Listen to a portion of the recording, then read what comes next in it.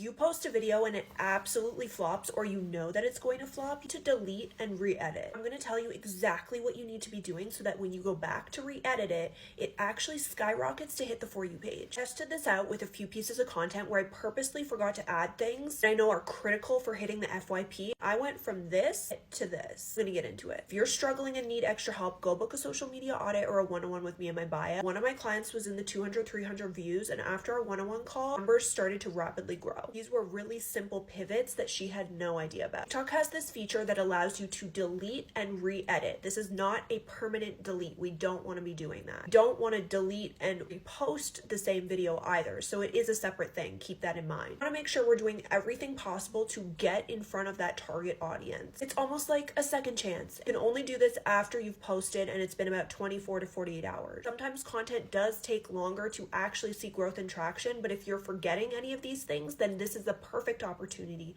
to go back in and reevaluate. If anyone's telling you to not delete your videos, I'd like to see the actual reference on that, because TikTok's never said that. When you go use this feature, it will take away any engagement that you had up until this point. The goal is to get more. Once you delete re-edit, it brings you back to the editing page. You can either save it as a draft or you can get to work. Want to make sure that there is on-screen title or text that is intriguing to people. If you forgot an on-screen title or text, or you have one that's bland and basic like OOTD, you're gonna want to switch this up. If someone comes to your profile, they need to be able to pick and choose what they want to watch. And if there's not a title, you can't expect someone to have the attention span of just scrolling through all your content and seeing what they want. Have something of value, like 3 tips for such and such. Don't have something overly personal like my wish list. People don't know you yet, it doesn't hold a lot of weight. And do not have a ton of on-screen text. Again, people are not just gonna sit and read, they'd rather listen to what you're saying. I really encourage you to use original audio or voiceover. So if you've used a trend or something basic,